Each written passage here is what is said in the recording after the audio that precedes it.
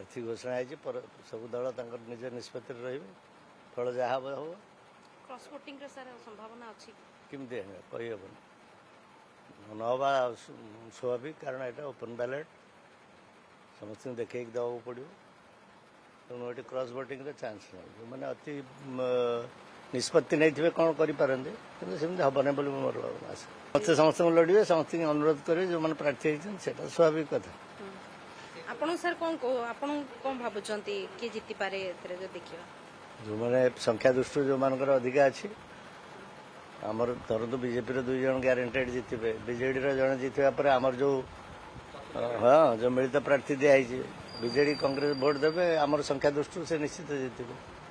ସମସ୍ତ ବିଧାୟକ ଭୋଟ ଦେବେ ତ ସାର୍ କାହିଁକି ନ ଦେବେ ନିଷ୍ପତ୍ତି ଅଛି ଓପନ୍ ବ୍ୟାଲେଟ୍ ଦେଖେଇକି ଦେବେ କିଛି ଅସନ୍ତୋଷ ରହିଛି କୁହାଯାଉଛି ଅସନ୍ତୋଷଟା କ'ଣ ଅସନ୍ତୋଷର ଜାଗା ଏଇଠି ନୁହେଁ ଯିଏ ଅସନ୍ତୋଷ ଥିବ ସେ କ'ଣ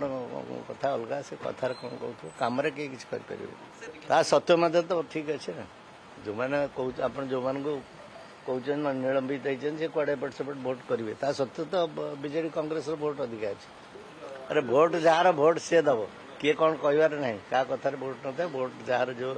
ଭୋଟ୍ ଅଧିକାରଟା ଯିଏ ସାବ୍ୟସ୍ତ କରୁଛି ସେ ଭୋଟ୍ ଦେବ ସେ ଯୋଉଠି କହିବ କିଛି ଆବସେଣ୍ଟ ରହିବେ କି ନା ସେମିତି କିଛି ଇଏରେ କୁହାଯାଉଛି କି ଭୋଟ୍ ନଦେଲେ ବି କିଛି ଆବସେଣ୍ଟ ରହିବେ ଯେଉଁମାନେ ଆସିବେ ନାହିଁ ମୁଁ ସେଇଟା କହିପାରିବିନି କାହିଁ ଆବସେଣ୍ଟ ରହିବେ କ'ଣ ଆବସେଣ୍ଟ କାରଣ କିଛି ନାହିଁ ଇଏ ଗୋଟେ 2 ବର୍ଷରେ ଥରେ ଲୋକ ଏମିତି ଗୋଟେ ଅଧିକାରଟେ ଲୋକ ପାଉଛନ୍ତି କାହିଁକି ଆବସେଣ୍ଟ ରହିବେ ସେ ଜଣଙ୍କ ପ୍ରାର୍ଥୀତ୍ୱକୁ ବିରୋଧ କରୁଥିଲେ ସେ